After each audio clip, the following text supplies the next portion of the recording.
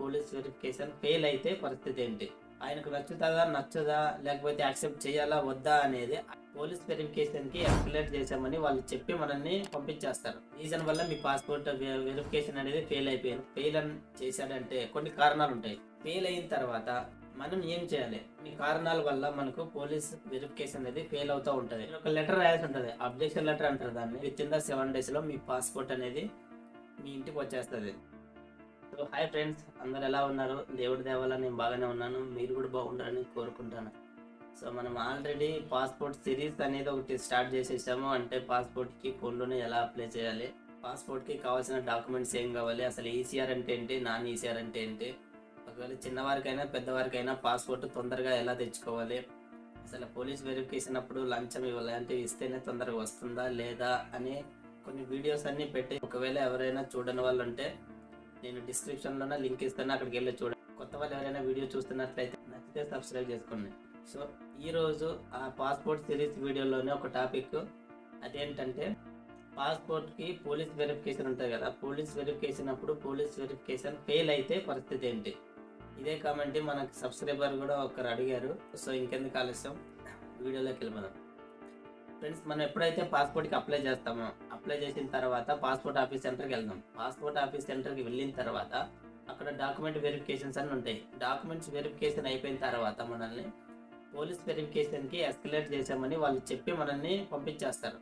మనం ఇంటికి వచ్చిన తర్వాత పోలీస్ ఆఫీసర్ 2 or 3 daysలో మన ఇంటికి వస్తారు.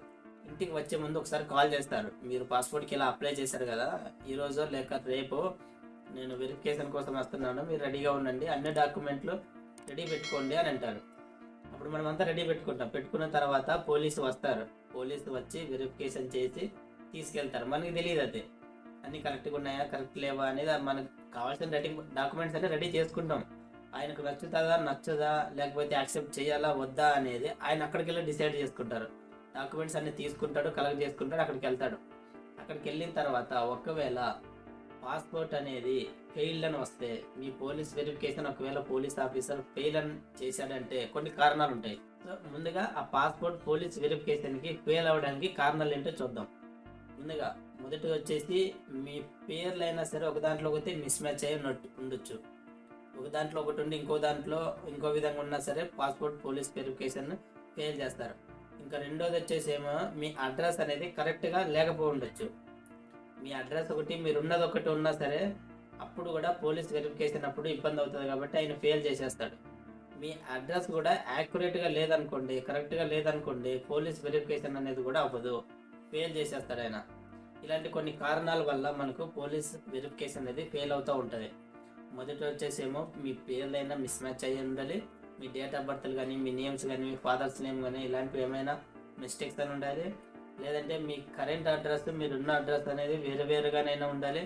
లేదంటే మీ అడ్రస్ అనేది సరిగ్గా లేకపోయినా సరే ఆయన మీ వెరిఫికేషన్ అనేది ఫెయిల్ చేస్తారు. సో ఇప్పుడు మీ పాస్పోర్ట్ అనేది ఫెయిల్ అయిన తర్వాత మనం ఏం చేయాలి, ఫెయిల్ అయిపోయిన తర్వాత మనం చేయాల్సిన పని ఏంటంటే, మీ పాస్పోర్ట్ ఆఫీస్ దగ్గర, మీకు ఏ పాస్పోర్ట్ ఆఫీస్ దగ్గరగా ఉంటే మీరు డాక్యుమెంట్ వెరిఫికేషన్ చేసి ఉంటారు కదా, అక్కడికి మీరు వెళ్ళాల్సి ఉంటుంది. అక్కడికి వెళ్ళి మీరు ఒక లెటర్ రాయాల్సి ఉంటుంది, అబ్జెక్షన్ లెటర్ అంటారు దాన్ని. అబ్జెక్షన్ లెటర్ రాయాల్సి ఉంటుంది. అక్కడికి వెళ్ళి పాస్పోర్ట్ ఆఫీస్ సెంటర్కి వెళ్ళి అక్కడ 3 కౌంటర్స్ ఉంటారు, ఏబిసి అని లేదా 1, 2, 3 అని కౌంటర్స్ ఉంటారు. అక్కడ ఎవరి దగ్గర ఫస్ట్ కౌంటర్ దగ్గర కానీ సెకండ్ కౌంటర్ దగ్గర కానీ వెళ్తే, సార్ నేను ఇలా అప్లై చేశాను, పోలీస్ వెరిఫికేషన్ అనేది ఫెయిల్ అయింది అని వాళ్ళని అడిగితే వాళ్ళు ఒక లెటర్ రాయమంటారు.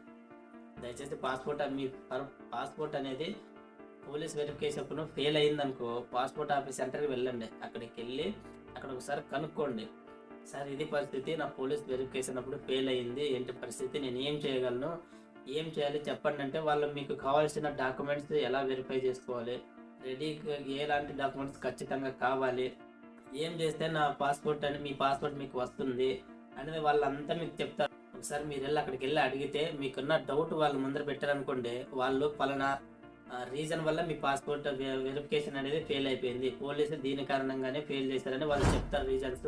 ఆ రీజన్స్ కనుక మీరు రెక్టిఫై చేసుకుంటే విత్ ఇన్ ద 7 or 10 daysలో మీ పాస్పోర్ట్ అనేది మీకు ఖచ్చితంగా వస్తుంది.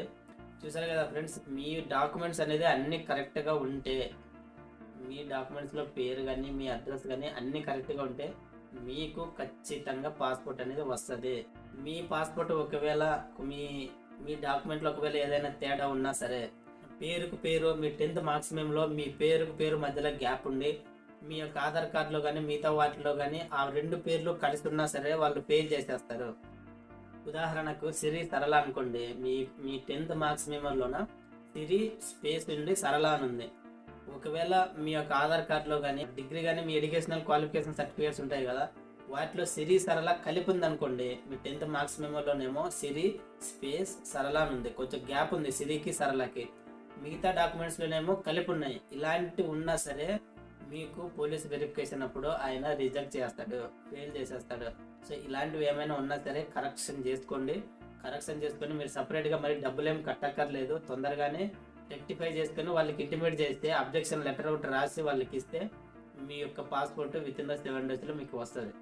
సో చూసారు కదా ఫ్రెండ్స్, ఈ వీడియో ద్వారా మీకు కొద్దిగా గొప్ప అర్థమైందని అనుకుంటున్నాను. ఏం చేయాలి ఒకవేళ పోలీస్ వెరిఫికేషన్ అనేది ఫెయిల్ అయితే మనం ఏం చేయాలి అనేది ఐడియా వచ్చిందని నేను అనుకుంటున్నాను.